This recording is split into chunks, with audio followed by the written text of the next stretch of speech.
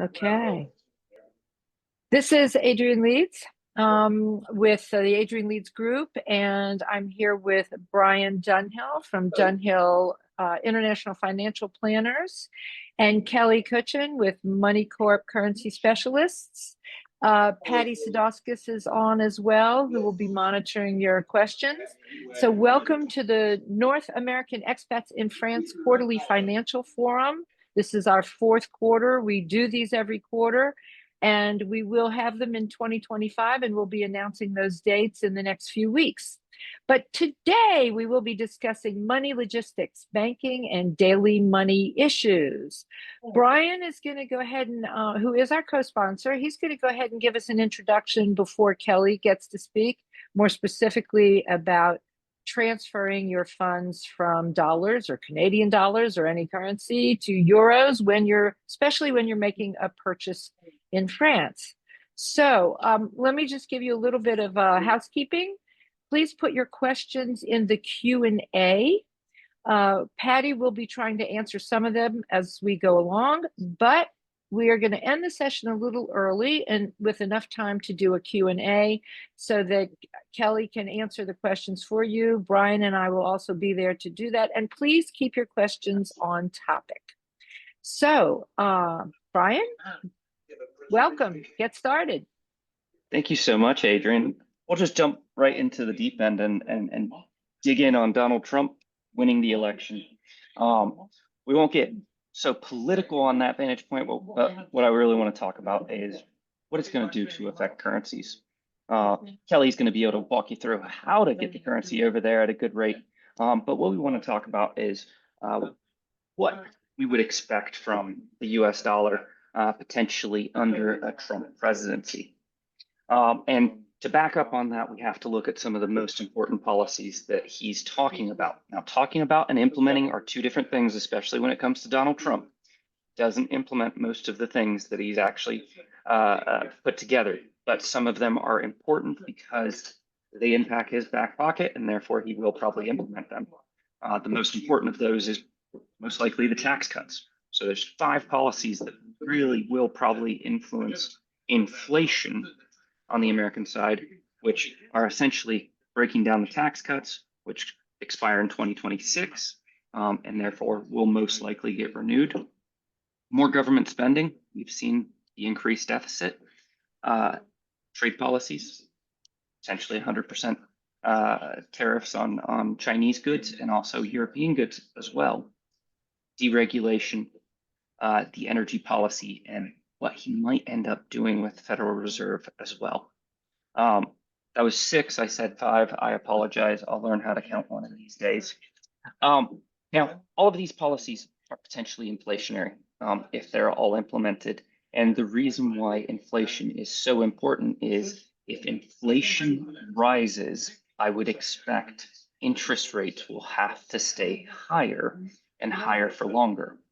If interest rates stay higher for longer, and interest rates go down in Europe, which is what they would be expected to do with the slowdown of the economy, the flood of money will continue going to the US. If the flood of money continues to go to the US, that demand goes up, therefore the dollar goes up. That is why you're seeing, since election day, most all international currencies going down significantly. You've seen articles about the euro potentially going to even lower levels and many opportunities there. Now, that's all going to be true in the short term, especially if he only institutes a few of these policies and doesn't go all in on all 6. But if we have hyperinflation or the such, the currency can go up until it cripples the economy, and therefore the dollar could have a little bit of a crash landing under too many of these policies. This is where it's extremely important to think about this in a little different way than we have in the last 13, 14 years, Kelly, that we've had a strong dollar, a good long period of time. We've talked about it many times before that typically we have 10 to 15 year trends where the dollar's strong and 10 to 15 years where the dollar is weak. So we're closing in on that typical time period that the dollar would be strong.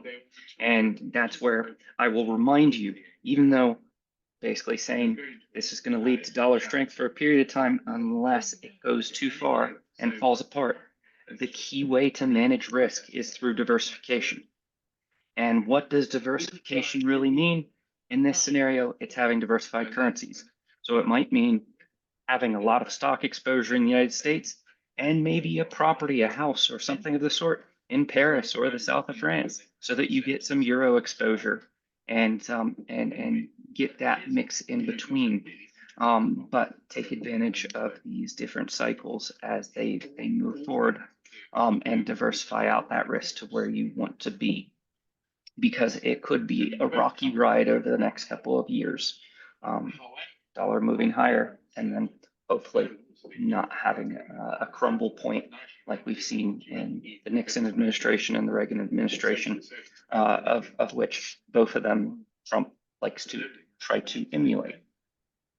Brian, I hate to interrupt you, darling, but we are hearing a lot of background noise, and you're the only one whose mic is open. So is it coming from you? It is. I apologize. I had to make a stop on my way back home to the office. So it is in a background noise type of place, but don't worry. We're going to get Kelly. Okay, so Kelly on the line as fast as possible. Speak louder. Absolutely. Key aspect that we really want to go for is essentially we want to diversify and mix our currencies going forward so that we don't just have exposure to one currency, being the strong US dollar.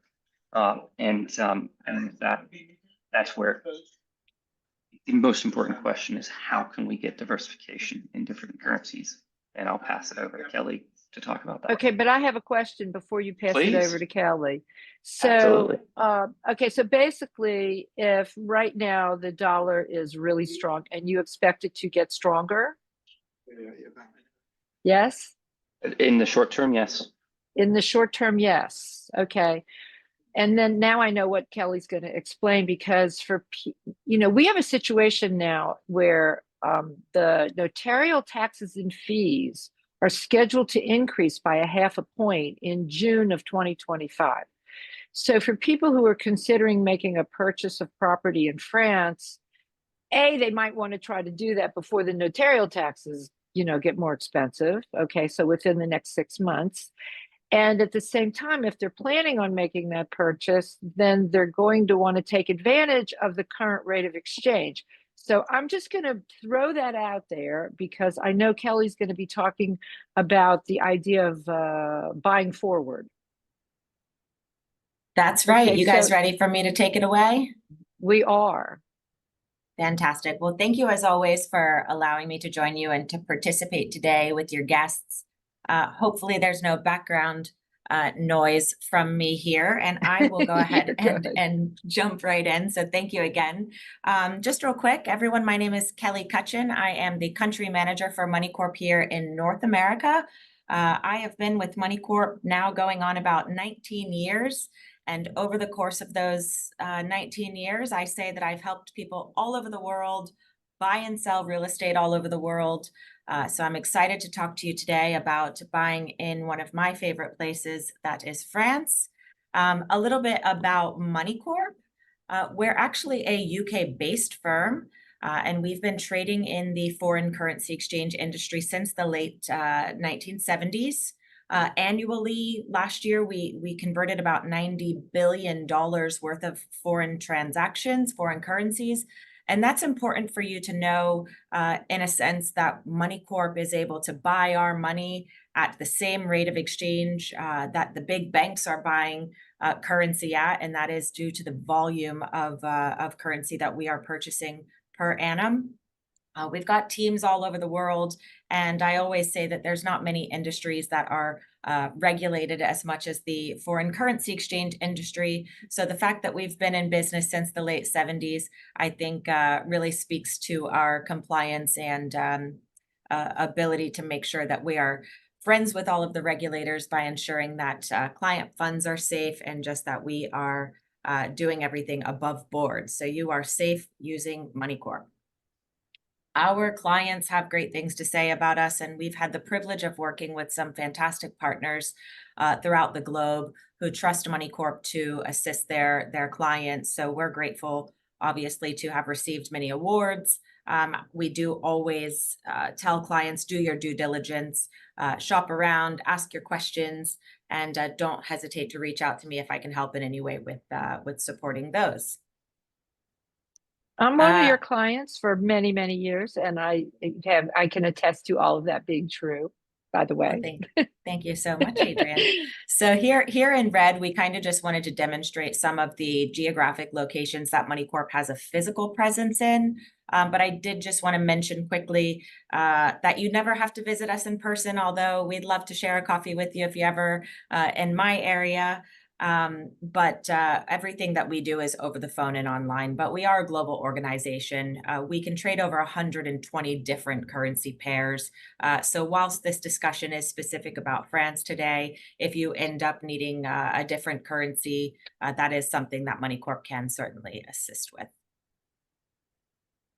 I invite you to visit our website at the conclusion of the webinar, which is moneycorp.com. There's just some really interesting stuff that you can find on there, blogs, property guides, useful information, dependent on how much you want to dive into the currency exchange world. If you're a currency geek, probably like Brian and I, then you can find some interesting reads on there. Again, I mentioned these property guides because sometimes we don't know the questions that we should ask. And sometimes some of those questions can proactively be answered for you there. So feel free to visit those. But I think having the ability to have these discussions with people like Adrian, Brian, and myself, hopefully between the three of us, we can hopefully answer 99% of your questions at least. And again, I'll mention that today we're going to talk about buying property in France. And I explained to you already that we can do most major currencies, but your transactions do not need to be real estate related. Many of our clients are doing all types of weird and wonderful things. Some are receiving inheritance and need to convert currency. Some are simply sending payments to friends and family, sending children to study abroad, destination weddings, you name it. If there's a foreign currency exchange and international payment need, then Moneycorp is happy to assist with that. I guess it's worth mentioning now that our minimum is $250. So it's not that we only want to deal with people buying high-end luxury real estate. We can certainly help people do smaller transactions as well. So now I'm going to jump into the thick of it. And the thing that we often hear is, my bank can help me do a transfer to Europe. Why wouldn't I just use them? There's something known as the interbank rate of exchange. And this is the exchange rate that big banks are obviously buying currency at. But it's not, unfortunately, the exchange rate that you or I personally would have access to. Again, going back to Moneycorp's annual foreign transaction volume, Moneycorp does have ability to get that same rate of exchange that these banks are buying.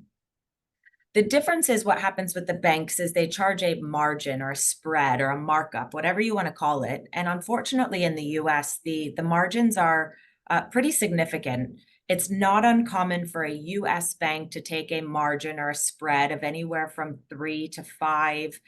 I've unfortunately even had discussions with clients that were taking 8 to 10% margins. And that's just, highway horrific. robbery. Yeah, it's really unfortunate. And I just think it goes back to the fact that the banks capitalize a lot on the fact that a lot of us Americans don't really understand the world of currency exchange. We're still kind of known as the people that go to foreign countries and then we just hold out our hands with the coins and we let the person pull the right amount. And so anyway, so the banks are kind of throwing these exchange rates out and knowing that more times than not, we're probably just going to say, okay, I guess that's the rate of exchange. So you really need to be careful to ensure that you're getting the best exchange rate when it comes time to actually do any of these transactions. What is transparent for the banks is the fee, right? Oftentimes the bank will tell you, sure, we can get a transfer made to Paris. It's going to cost you $50. right? But don't be fooled. That's just the upfront transparent fee. Their real money making is going to be on the actual rate of exchange behind the scenes. With Moneycorp, we don't charge you any fees. There's no international transfer fees, and we're going to help you to get much closer to that actual true exchange rate, giving you the term that we all know, more bang for your buck, right? So again, you have those high margins with the banks. You also have to accept the exchange rate on the day when you're working with the bank, right? I need to move money. You have to contact them on the day that you want to move money, and then you're subject to the exchange rate that they can offer you at that moment in time. With Moneycorp, we want to be a lot more proactive, right? So we want to engage in a relationship with you months, weeks, years even before this transaction comes to play. That way we can help you monitor the rate, decide the best time to do that conversion, and ultimately, again, getting you the most bang for your buck. We have bank accounts around the world, so you will never have to do an international transfer. In the example of dollars to euros, you'd be able to send US dollars directly to our client's safeguarded account in America. So the bank is not going to charge you an international transfer fee. We would then do the conversion and send the euros wherever they need to go. I'll move ahead now. So the process to set up an account with Moneycorp is really, really simple. It is free and there's no obligation to utilize our services. It's about a 5-minute process. And at the very end of my presentation, I'll quickly flash a QR code. So maybe have your phone handy and you can either take a picture of my contact information and reach out, or go ahead and follow the steps in that QR code. But once you establish that account, we introduce you to a personal currency exchange dealer. This is not someone sat in a land far, far away. We're not giving you an 800 number so that every time you call, you speak to a different person. You have a dedicated currency exchange dealer to build a relationship with. And I think that's really key because they're going to help look after your best interest. They're going to help hold your hand. I even said to someone today, they're there to hold your hand, or they're there to carry you over the finish line, dependent on how much guidance and help you need through this transaction. But you're going to have a person to speak to on a regular basis to make sure that you're dotting your I's and crossing your T's. So once you have that discussion with your currency dealer and you get to a point where you're ready to exchange currency, you can book a transaction with Moneycorp in 2 ways. You can do that over the phone with your currency dealer, which we recommend, or of course you can do it through our online platform. But either way, once you book that exchange, you would then fund the account in US dollars using those local account details we share with you. And then you instruct Moneycorp where to send your euros. Do bear in mind that you can hold a balance on your Moneycorp account. So you may want to take advantage of today's rate and buy some euros, but you don't necessarily need to send those anywhere just yet. You can hold a balance on your Moneycorp account. When you're ready, of course, you can instruct Moneycorp where to send those euros, also bearing in mind that all of them don't need to go to the same place. You may need to send a percentage of those funds to the notaire. You may need to send a percentage of those funds to an attorney. You may want to send a percentage of those funds to a personal bank account that you've set up. Regardless of where the euros need to go, you just simply provide Moneycorp with those instructions. And we're not going to charge you a fee, whether we do 1 transfer out or we do 27,000 transfers out. Kelly, I would like to just comment that and I've been dealing with you guys for many years, and the turnover in the office is like nil. I mean, I've been dealing with the same people for all these years, and that means a lot because some of the other brokers that I've worked with, I get a notice, well, that, you know, that person's gone, there's a new person in place, but and there's much more turnover. So the stability, I have appreciated the stability of working with the same agents and knowing that I can count on them. Absolutely. I mean, the folks here in my team, we're not coworkers, right? We're family. We've all worked with each other now for 10, 13, 15 years together. So it really is a family. And what that also means for you is that there's communication behind the scenes going on where we're working things out for the interest of our clients. So if anybody has a question, or we gab together constantly in the office just to help make sure that we have the best solution for whoever the client is. So these are some pretty cool slides that I'm about to show you, because I think what they do is illustrate the cost savings that we're talking about. Because oftentimes people go, if it's $50, it's okay. I'll just keep doing things the way that I've always done. But I think you might be very surprised, shocked to fill in the blank with the money that we're actually talking about here. So this is Jane. Jane is from the United States, and she's buying a property in France, and that property is selling for €500,000.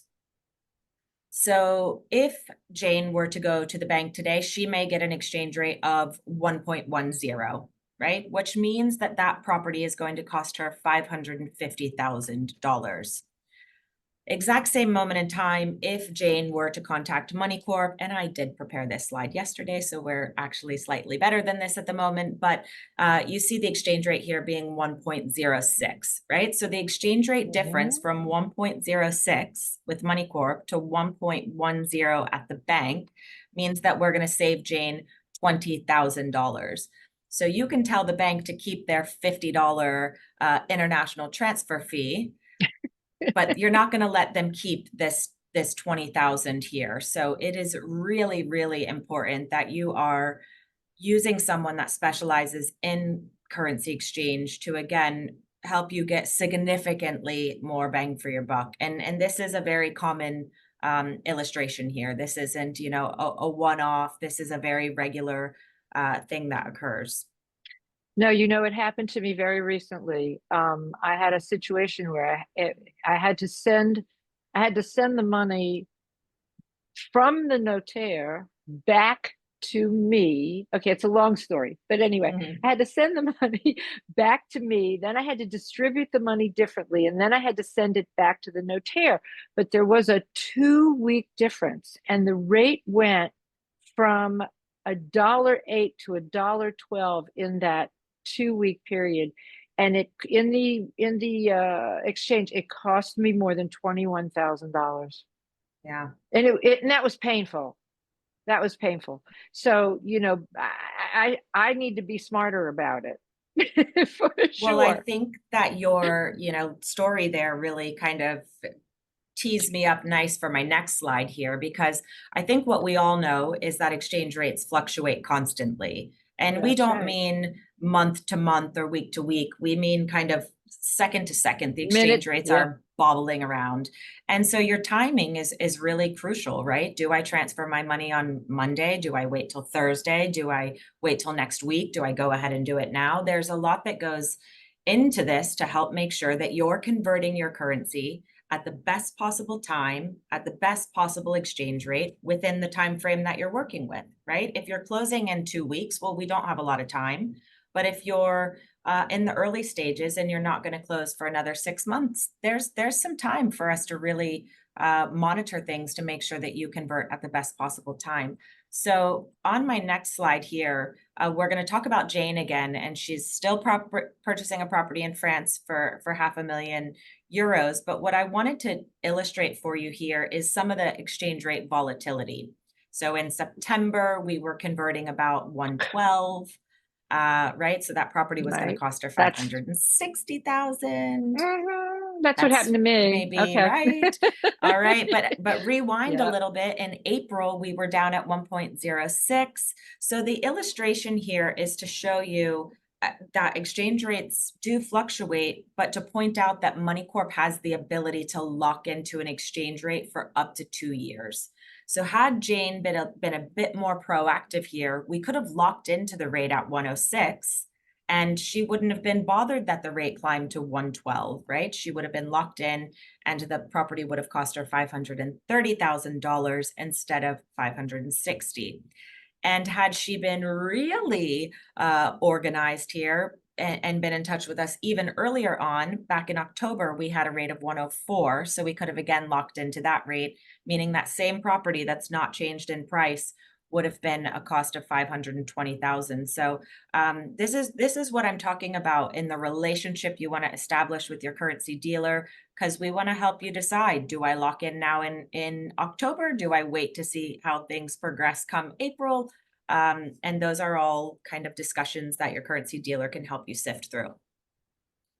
Again, a pretty little graph here just to show you it's going to move.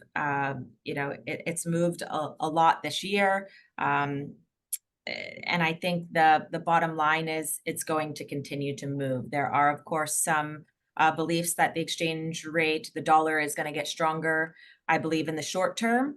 But in the long run, we might see some of that dollar strength and stability decrease as things go on. But again, your currency experts can have those discussions with you.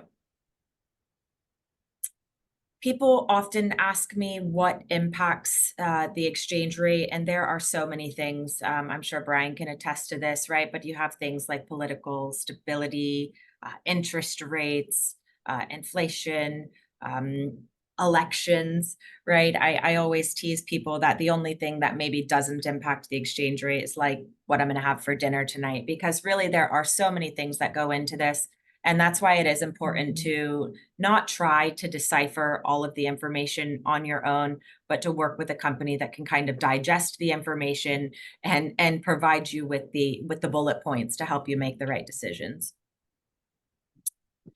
Again, lots of information always coming out. And it's not only just the information that you're getting here, right? You might turn on the news and get some information out of the US that is relevant to the exchange rate. But what you're maybe not watching is things that are happening in Germany that are having an effect on the euro. And again, working with a company that's looking at all of the different markets to come up with good strategies is important.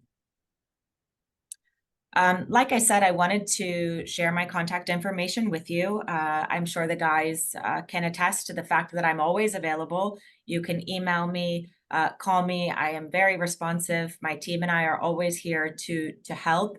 Adrian likes to point out sometimes that one of my colleagues and I are never on holiday at the same time. So whether it's me or any of my colleagues, we will endeavor to get a response back to you. And we're always happy to have a conversation with you.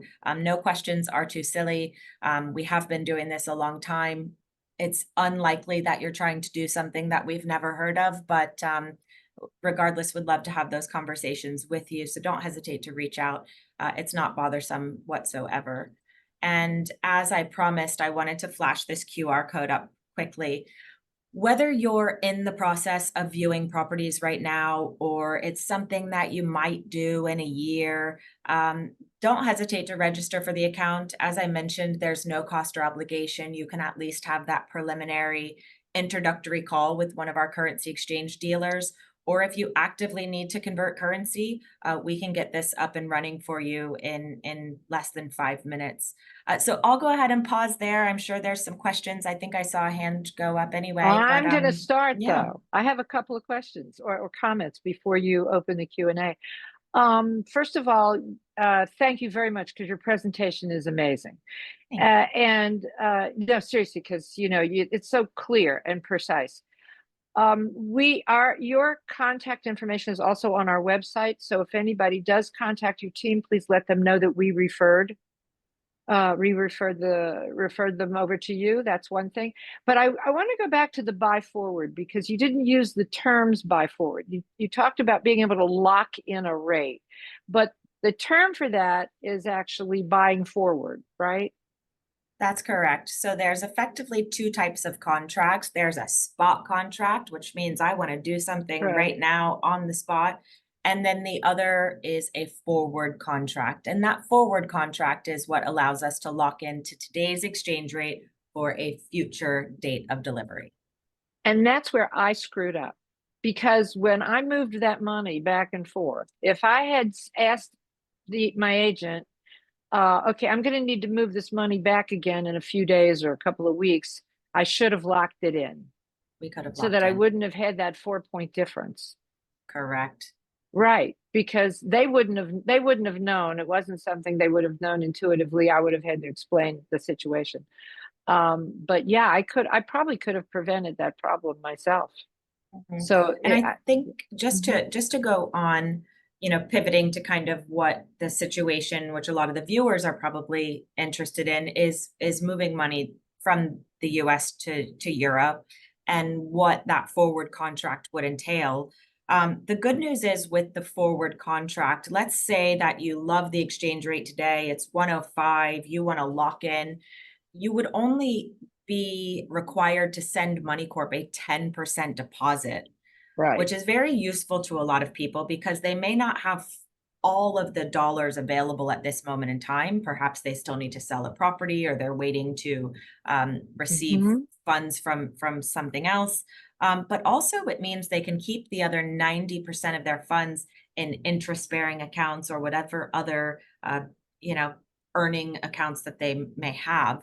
And all that they need to provide us with is a 10% deposit offsetting the total amount that they ultimately want to transact.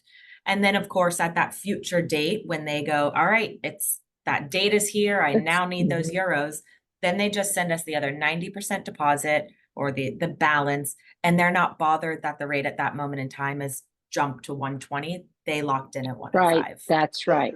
Okay, and I want to make another comment. Oh, sorry, Brian, you go ahead, and then I want to make a comment.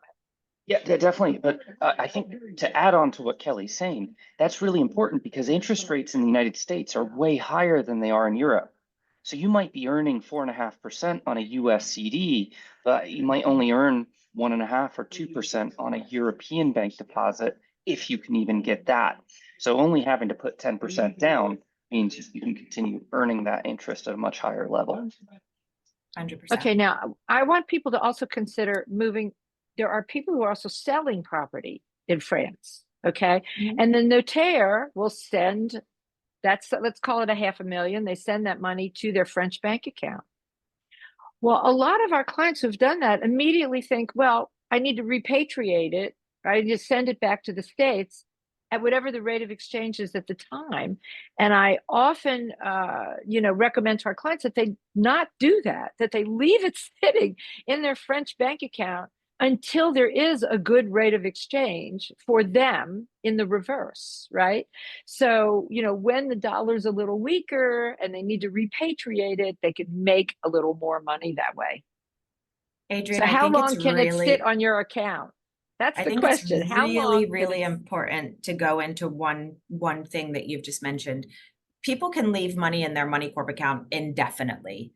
However, it's not earning interest when it's in the Moneycorp account. I know that question often comes up. Now, if you have an account that is earning you some interest and it's going to sit there for a significant period of time, then yes, consider that. If you're talking days, who really cares, right? Whether it's in this account or that account, it's probably not going to earn a lot of interest in such a short period of time anyway. So you can hold funds on your Moneycorp account for an indefinite amount of time. One of the biggest mistakes that I see clients make is this. People believe that they can access funds, large amounts of funds in their bank accounts without them being physically present, which is not always the truth. That's right? Not the so case. What you have is people go, all right, I'm going to go to France initially, and I'm just going to rent, and maybe I'm going to find a property that I want to buy in a period of time. But when that time comes, I'll then phone my bank in the US where my money is sat, and I'll just ask them to send my money across to France. No, you won't. No. The US banks require that you're physically present in the bank to sign a piece of paper to initiate an international transfer of substantial size. Now, if someone's on the phone going, no, that's not true, well, please know that you are an exception to the rule and you probably have some special type of account set up, but that's not the norm. If you want to do an international transfer of a sizable amount, most, if not all, US institutions will require that you are physically present in order to make that international transfer. So again, we want to work with you early on to tell you this information so that you're not caught off guard, because there are things that you can do to avoid those unfortunate situations. I mean, I have it set up with my bank, which is in Tennessee, believe it or not. Okay. But I have to set up the transfer capability for each account separately. And it really was it was documentation that we had to go through to set up the ability to transfer without me being present. But I call a special number. I have a special, client number, and I go through the hoops. But it doesn't. Now that it's set up, it doesn't take much time at all. Of course, I do a lot of transfers. I'm in. It's not just one or two off. But so it can be set up, but it has to be done in advance with your bank. Exactly. I'll give you a nightmare example because I've just dealt with it so many times. I don't ever want anyone to go through this situation again. But during COVID, you had a lot of foreign nationals, right? Maybe a British client, someone from Canada, somewhere from another country that was looking to sell their property in the United States during that time. And what was happening is at some point, the local title company, right, the notaire kind of equivalent here, is asking the foreign seller, where do you want us to put your dollars at the time of closing? And because they weren't given good advice, they were instructing the closing agency to just put my money in my American bank account. Next week, I'll call them and I'll ask them to do a transfer for me back to the UK or Europe or wherever. And unfortunately, the banks would not do it. And there was no flexibility. There was no understanding that, oh, by the way, I can't get onto a plane and fly internationally to meet with you. Those funds were just getting stuck. So when you're selling real estate, we often times, Adrian, will instruct the client to have the notaire or the title company or attorney to transfer their proceeds directly into the Moneycorp account. No, they're not earning interest while they're in the Moneycorp account. However, you have access to them wherever you are in the world, whenever you need them. Okay, I have one more comment to make, and that is because of the requirement in France that the money come from the account of the person or persons buying the property, and they have to have proof of it, that when the money transfers over to the notaire, the only thing they will see on it is Moneycorp. They will not see it come from the bank account that it originally came from, which is not a problem because the original bank still has to attest to which account the money came from. So in other words, the notaire might say, but this came from Moneycorp. This didn't come from your bank account.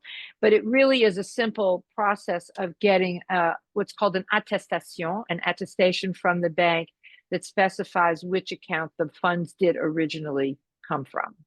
Correct. So, but Adrian, that's a detail. Detail. It's a common thing, right? And I just wanted to point out as well that Moneycorp can also write the attestation letter. So we issue a letter that says, oh, good. Okay. Barbara sent us money from her Bank of America account, and we sent money to the notaire on behalf of Barbara. So we can also provide that attestation letter. So between our letter and the bank issued letter, then there's no problem. Any issues. Yeah. Right. Okay. Thank you. Okay, so are you ready to open it up to the audience Q&A? I'm ready when you are. Okay. Patty, you're in charge. I'm in charge. Oh, such a big responsibility. Questions for Kelly. There's a couple of questions about locking in the rate. What happens if the rate goes down, if it becomes more favorable? Once you do lock into a rate of exchange, you are locked into a rate of exchange. So what you don't want to do is prematurely lock into an exchange rate. What we want to do is monitor it first. And I tell people all the time, there's really two instances where we see clients taking advantage of these forward contracts. The first is we get to a level of the exchange rate where we go, man, this is a dream come true. I'm going to lock into this rate of exchange. It's unlikely that it's going to get dramatically better than this. And I don't want to not take advantage of it. I'm going to lock in, right? That's the first instance of someone locking into the rate of exchange. The second instance is someone that's working on a pretty tight budget and they go, all right, the rate's pretty good. Yeah, the hope is that it gets better, but heaven forbid it moves a couple cents against me. I'm going to have to shred up my dreams of buying French real estate. I should probably lock into the rate of exchange. So I know those are two extremes, but that's really the clients that we see book a long-term forward contract. The other people that do forward contracts are people that have regular expenses, right? Maybe you're getting a mortgage, maybe you have a regular pension coming over, and you don't want to deal with, okay, well, this month my pension is going to get me 500 euros, but next month, dependent on the exchange rate, it might only get me 300 euros. And okay, the next month I might get 600. If you're kind of trying to live on a budget, then let's lock into the rate if it gets pretty favorable, so that you can budget and know exactly how much that pension is going to earn you every month in euros on a regular basis. The other thing as well, I think, to point out is a 2-year forward contract gets the conversation going. Everyone always goes, wow, that's really interesting. But if I take all of the clients that I've spoken to over the course of the last 19 years about booking a 2-year forward contract, the reality is most clients are only doing a forward contract for, I'd say, anywhere from maybe 2 to 4 to 6 months, right? Most of us don't know what we're having for dinner tonight, much less what we're doing in 2, 6, 9, 12 months time. So most people are booking a forward contract when they're deep into the negotiations. They've found their property. The rate's really good right now. They're ready to just lock it in and move forward with, focusing on some other details and other logistical things. I gotta find a car now, and I gotta do this, that, and the other. So again, 2-year forward sounds exciting. The reality is most people are looking to do it in under 6 months, but a lot of corporate that's true. clients are doing 2-year forwards, right? So if you own a company and you're importing and exporting goods, or you're paying staff salaries in foreign denominations, and you can hedge your foreign exchange exposure, those are the clients of Moneycorps that we're really helping do those kind of 2-year forwards for. Mostly corporate clients, though. And once you make that decision, there's just no point in crying over spilled milk. I mean, you have to make your decision and live with it. Yeah, I tell people all the Okay. time, if you want to gamble, go to Vegas. But if you want to kind of move on Yeah, and right, get things lock it done, in. lock Right. in the rate. But I love what Kelly's summarizing there is essentially the actual rate that you're trying to get with a forward contract should be correlated with your financial plan. And at worst, it should be an insurance contract so that essentially it doesn't devastate your financial plan. That's the It's all about simplicity of- risk. Absolutely. There's many a times where I've said to you, Adrian, that you don't have to worry about what the currency rate is going to be, because if all of a sudden you lose money on the currency, you'll gain money on the investment, or vice versa. So therefore, think about the whole picture and how it works in the entire financial plan instead of just the currency. Make sure that you're using a company like Moneycorp because you want to get the best rate, but essentially it needs to fit in with your full financial plan. Yeah, you always make me feel so much better, Brian, when I make such stupid mistakes. Okay, other questions, Patty? Oh. This is another question for Kelly. I don't know anything about how your industry is regulated or insured. What happens to my account in the unlikely event that you go out of business? Good question. So again, I think it goes back to that early on due diligence. I think, again, knowing that we've been in this industry since the 70s speaks a lot to our security of funds and longevity. Moneycorp actually recently got our banking license here in the United States, and we're one of the only foreign exchange providers to have a relationship directly with the Federal Reserve. The Federal Reserve is not just handing out licenses and doing business with just anyone. So I think, again, those things really speak to our stability. But the other thing to mention is that Moneycorp uses big banks, right? So we've got bank accounts all over the world, but we don't have bank accounts with small little community banks. We bank with the big boys. So in the event you're doing a transfer from the US to Europe, in this example, you would send your US dollars into Moneycorp's bank account at Bank of America. So your funds are held in a Bank of America account, which is FDIC insured. However, FDIC insurance only covers up to $250,000. With Moneycorp, this type of account that your funds are held in is what's known as a client safeguarded account. Effectively, what that means is that at no point are those funds Moneycorp's assets. Your funds are never used to offset our operational cost, nor are they used to offset a different customer's transaction. That might seem like an obvious thing, but you would be really surprised to know how many small foreign exchange brokers have gone out of business over the years because they used your deposit to offset somebody else's, and then that other person reneged on their contract, and now they don't have the funds to cover your deal. So at no point does Moneycorp do that type of transaction. Your funds in are your funds out. The funds that are on account with Moneycorp, it's similar to having the funds held in an escrow account. So your funds are safe. And again, they're safe not only for the $250,000 covered by FDIC insurance, but the entire amount is protected due to them being held in these client safeguarded accounts, which is a requirement in order for us to hold our MSB license for international payments. But do your due diligence, ask your questions, ask people like Adrian, ask people like Brian, and many of our other partners that we've worked with for 30 plus years who have, hundreds of success stories about clients using Moneycorp services. Well, but you talk about how essentially you're using the big banks, but at the end of the day, Moneycorp is one of the big institutions out there. What did you say, 90 billion in transactions last year? Correct. That's not a small amount. So yeah, and there's don't safety in be. numbers. I just want to clarify as well, right? Because my entire presentation was about don't use the banks, and then I'm saying, but Moneycorp has their banking license. The difference is what we use that license for is to help us with security of funds. It helps us have access to quick and seamless payment rails. But what it does not mean is that we're going to start offering mortgages and lines of credit to individuals and having savings and checking accounts and things like that. So that's the traditional kind of bank account.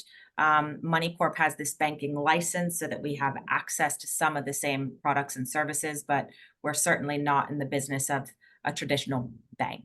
Right. Very good. Kelly, another question for you. Does Moneycorp process recurring transfers automatically? Yes and no. It will depend on the currency pairs. But absolutely, right? So you can set it up so that on a monthly basis, Moneycorp is going to convert $1,000 into euros and deposit those euros into your French bank account. Absolutely, we can set that up. However, you would have to do something on your own. You would need to set up reoccurring payments into your Moneycorp account from your financial institution, right? So you would have to set up reoccurring transfers from, call it your Chase Wells Fargo account, so that every month we're receiving $1,000 from you in US dollars so that we could do that. What we don't have the ability to do is direct debit your local account. You do have to push the funds into Moneycorp. A different way to do it, just in case this answers the person's question that's asking, you can also pre-fund the account in dollars, right? You could put 12,000 US dollars into your Moneycorp account and then ask us on a monthly basis to convert 1,000 of those into euros and send them. But that means that you're going to ride the currency wave. The other way to do it is Moneycorp, here's $12,000, go ahead and convert it to euros because we really like the rate, but only send 1,000 of my euros every month on a specific date. So I know that was a kind of a complicated answer, but the point being there's a lot of different ways to do a lot of different things. So just you touch call base that with regular us. payments abroad? You call it regular payments abroad, right? We have a program called RPP, which is our regular payment plan. Yeah. Okay. In the UK, we have the ability to direct debit British pounds, so we can really set it up and automate it for you. In the US, because we don't have the ability to pull the funds out of your account, you have to push it. It doesn't really fall under that traditional RPP business that we have back in the UK. I want to make a comment on this also because, the U.S. Social Security Service will actually send your Social Security payment directly to your French bank at an unbelievably great rate of exchange. Okay. However, I've recommended to our clients that they not do that because they're not able to take advantage of this buy forward idea. So that, if they just let the money come straight into their US bank accounts, then they can determine when and at what rate they want to move the money to their French account. Otherwise, it is at the mercy of whatever the rate is at the time. Even though it might be better, it's still, you have no control over it. Yeah, some people may be really dependent on that monthly payment, and therefore, we need to do things on a monthly basis. Some people might go, oh, the rate is garbage right now. Why would I convert my funds? Let me collect 6 months worth and then do a lump Right. sum at a future That's right. date. So sometimes setting things up entirely automated could hurt you in the end. Leaving things a little bit fluid sometimes could work in your advantage, but again, it's for you and your currency dealer to work out what's best. Brian, do you think the rate's going to go to parity? So there's some articles that have come out in the last couple of weeks that sends it to parity. But if you look at the main firms and what their predictions are, they're always going to give a 1, 2, and 3 year prediction cycle. And right now, the median is around 1.02. So it's on its way to parity. So continued dollar strength, but not all the way down to parity. There's a couple smaller firms that published last week on Bloomberg that they're predicting parity. That all being said, it has a lot to do with a lot of these different policies. If the U.S. continues to grow, we're seeing a great day on the Dow today and the S&P 500, and if the U.S. continues to grow and Europe continues to weaken, we'll probably get to parity at some point in time. Okay. Boy, you're going to get ready, Kelly, because you're going to have a lot of trades when that happens. Oh, I thought you were going to say, get ready, Kelly, book your trip. Yeah. Because I'll do that too. Time to buy Get ready, buy your property. advance. Yeah. Yeah. Oh my God. All of that. That'll be the best. Okay. We have 8 more minutes, Patty. So what else have we got out there? Oh, where do we want to go? Brian, there was a couple questions for you. One, well, no, we just talked about this. Somebody had a question about what are your thoughts on what kind of timeline we might be looking at the dollar starting to fall? That's all dependent on America overheating or having one of these types of black swan type of events. A black swan event is something that you can't predict, and that is what Donald Trump wants to make us all think could come about, because he would probably prefer a weaker currency because it helps increase the U.S. economy. That being said, all of his policies are saying the opposite. So it would be next to impossible to try to predict it. Why I point all of this out is we have to be very vigilant about the currency markets over the next couple of years. Most likely dollar strength for a period of time until something big happens.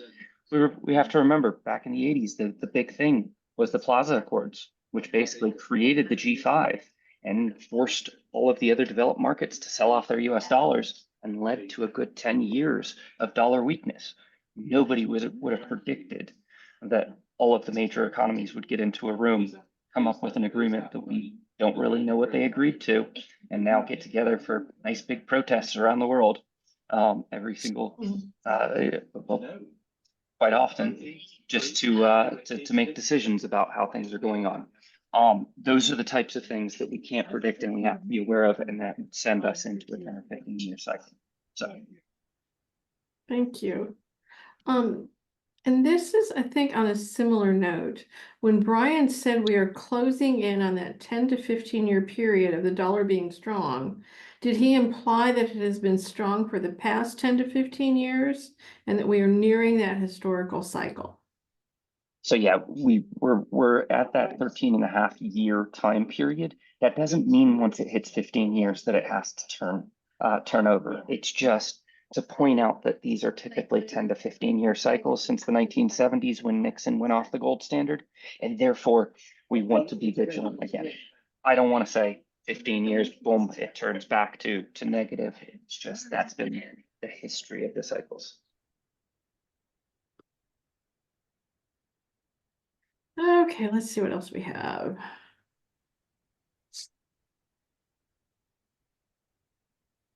Patty, while you're just looking at that, I Okay. guess I'll mention real quick, over the course of the last 2 weeks, we've had the highest level of people proactively buying euros than we have in our history. So last month, Moneycorp had last week, we had a record-breaking number of transactions occur on the back of the election because we had so many clients that said, you know what, no, I haven't started my property search yet. No, I haven't identified a property, but I just want to diversify my portfolio and I want to proactively buy some euros because I know at some point in the future, whether it's France, Portugal, Italy, Spain, or wherever, I'm going to Europe. And therefore, I want to take advantage of the exchange rate now and I want to go ahead and buy euros. So this is different to the forward contract where people lock into the rate for a future date. This is people going, Moneycorp, here's $500,000, buy me $500,000 worth of euros right now and just leave it there until I'm ready to do that. So that might sound crazy to some of you, but to others, they might be going, actually, I don't feel comfortable keeping all of my money in my financial institution where it is right now. Yeah, I want to go ahead and take advantage and just leave euros on account with Moneycorp. So just pointing out that there are clients that might want to do that. Well, in that Kelly, case, oh, go ahead, Patty. there's another question that fits well with that answer, Kelly. In the event I pass before using the dollars in my account at Moneycorp, can I have my beneficiary connected to my account? Yes, we actually, we advise clients a lot of times, especially elderly clients, that they may want to put a secondary contact on their account. And the reason being is that in the unlikely event, maybe someone does pass away, then the secondary contact on the account can then obviously instruct us on what to do with those funds. If you are independently on the account and something, heaven forbid, happens, then it'd go through the natural kind of probate process. So again, sometimes adding on a significant other, trusted person, that's not a terrible idea. Patty, I've noticed that there are a lot of people questioning how to go about opening a bank account in France. And so I'd just like to address that one issue. French bank accounts are difficult to open because of FATCA, the Foreign Account Tax Compliance Act, which places regulations on foreign financial institutions. I know Brian can talk about that at great length, but because of it, very few banks are interested in having Americans as their customers. And you must be present in France in order to open the account. You don't need to own property in France or anything like that. You don't have to have an address. You don't have to have a visa. You just need to have someone who introduces you. And it's one of the things that we provide as a service is to introduce our clients to the banks in order to help them open accounts. So I just wanted to make that comment. Someone else also asked, and I know that Kelly can answer this one, the difference between you guys and WISE. I think the biggest thing is that we are human and we are a voice at the other end of the phone. A couple things that I've heard are that there may be a maximum that you can do through the WISE account. I'm not entirely sure on that, but there is no maximum that you can transact through Moneycorp. But a million times a day, I hear people say, I just want someone to talk to. I want the same person to speak to every time that I call. And I oftentimes say, things go wrong, right? It's not a common, it's not whether if they will go wrong, sometimes things just go wrong. And the last thing a client wants to hear is, send an email to this inquiry box and we'll get back to you within 24 hours. If something goes sideways, you want to be able to pick up the phone immediately and speak to me, speak to your currency dealer, and have a team of experts behind you working to get to a resolution. So again, I feel like Wise offers a great solution for people that are sending smaller type of payments to maybe a friend or a family member. You need to send $200, then yes, an app is a great way to do it. But if we're talking about sending sizable transactions and you're wanting some expert guidance, you're wanting to target a specific rate of exchange, then again, having a human being to speak to is a great thing that Moneycorp offers. Interestingly enough, though, because I do tap into Wise to compare the rates, for example, and I use them every now and then for very small transfers. And I know I'm going to pay. I actually know I'm going to pay more on Wise to make those small transfers, but it's not enough money that I can still eat 3 meals a day on it. So, but it's only for transactions of 1,000 or under, for example, something small that's really insignificant. We are beyond our time. So do we want to just take one more final question before we finalize? Anything important out there? While Patty's saying that, or finding that question, I'll attest to that. I once made the mistake of going through Wise instead of going through Kelly, and one of my transactions didn't go through. You don't send it to an email, you get to go to a chat bot that's AI driven. There's nothing more unnerving than saying, Yes. where is my money, to a chat bot? Exactly. So you don't want to take the risk. And it often takes 5 days for the transfer to happen. It takes a much longer time through It took me Wise. 25 days to get that one fixed. Okay, so these are risks you don't want to take on large transactions. Absolutely. Or if you have to make a payment very quickly to someone. I know with Moneycorp, it happens within 24 hours. It's no issue. So we have one more question, then we'll this one's a little bit close off the wall, I think. Does Moneycorp deal with cryptocurrency? Right. Not too much off the wall nowadays. Lots of people talking about cryptocurrency. Not for private individuals, unfortunately. So we're still doing bank-to-bank wire transfers and actual money. We're not dealing with cryptocurrency for private individuals. Moneycorp does deal with some of the cryptocurrency companies themselves when they need to buy and sell different foreign currencies to offset their balance sheets, but no, for private individuals, not at this time. Okay. Well, Kelly, thank you so much for an amazing Always a pleasure. presentation. Thank you. Brian, you too, of course. Always fascinating to hear your view on money issues. And for everyone out there, thank you very, very much for joining us today. We will be back in 2025 with 4 forums. We'll be promoting those dates very, very soon. So you just need to look at my website, adrianleeds.com, as well as briandunhill.com, who will be announcing them. And Patty, you have anything to add? Anybody else before we sign off? Important thing. Happy Thanksgiving, ladies and everybody. Thank you. And Thank a you. huge congratulations to Adrian. You don't believe that she's old enough to be a grandma, but congratulations, Grandma. Excuse me, I am a grandma. Grandma, Brian. That's right.